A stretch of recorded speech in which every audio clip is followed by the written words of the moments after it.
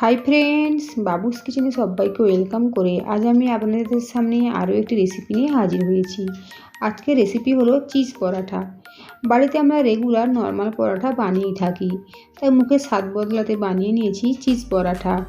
আমরা যেমন জলখাবারে নিতে পারি, ঠিক তেমনই সাথে সাথে বাচ্চাদের টিফিন বক্সেও সার্ভ করতে পারি। তা চলুন যা যা রেসিপির দিকে, আর ভিডিওটি স্কিপ না করে লাস্ট পর্যন্ত দেখার জন্য অনুরোধ রইল। পরোটা বানানোর জন্য এখানে 2 বাটি পরিমাণে আমি আটা নিয়েছি।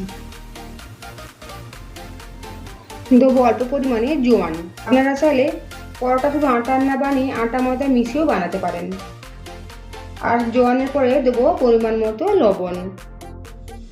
শুকনো উপকরণগুলো আটার মধ্যে মিশিয়ে নেব। পরিমাণ মতো জল দিয়ে একটা ডো বানিয়ে নেব। জলটা এখানে নর্মাল জল ব্যবহার করেছি, গরমও নয় আর ঠিক ঠান্ডাও নয়, রুম টেম্পারেচারে থাকা জল।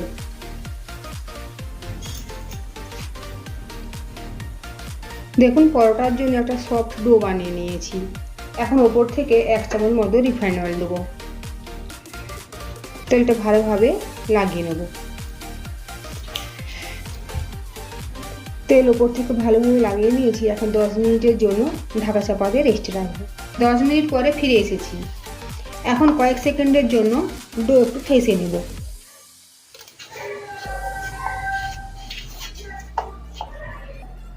এখন পরোটার জন্য এই ডো থেকে গোলা তৈরি করে নেব।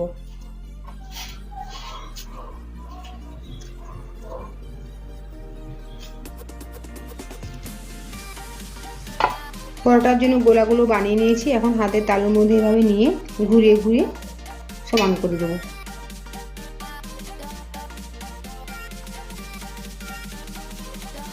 পরোটা বেলার জন্য একটা বেলনি চাকি নিয়েছি, আর এর মধ্যে এখন আটা ছড়িয়ে দেবো। সবার প্রথমে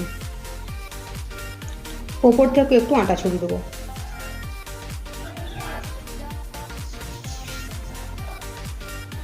প্রথমে গোল করে বেলে নেব।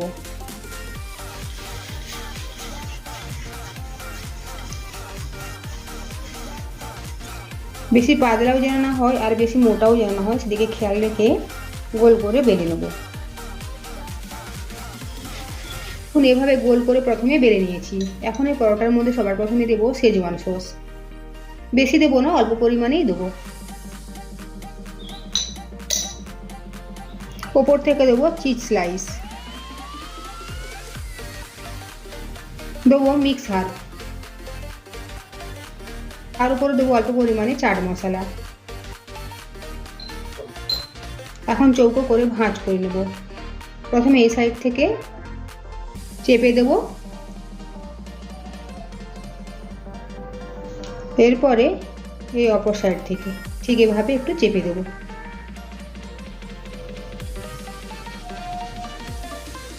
হাত দিয়ে একটু এভাবে চাপ দিয়ে দেবো। ওপর থেকে আটা ছড়িয়ে নেব।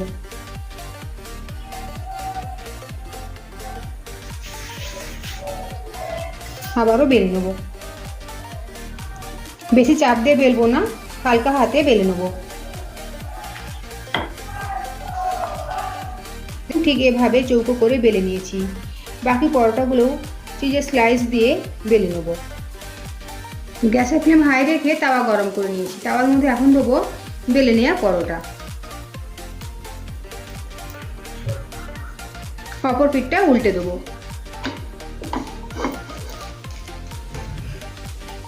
দেখুন, 2 সাইডটাই সেঁকে নিয়েছি। এখন গ্যাসের ফ্লেম কমিয়ে দেবো, আর ওপর থেকে দেবো তেল। উল্টে দেবো। দেখুন, খুব সুন্দরভাবে ফুলে উঠেছে। দেখুন, 2 সাইডে লাল করে ভেজে নিয়েছি। এখন তুলে নেব। ঠিক একইভাবে এক একটা পরোটা ভেজে নেব।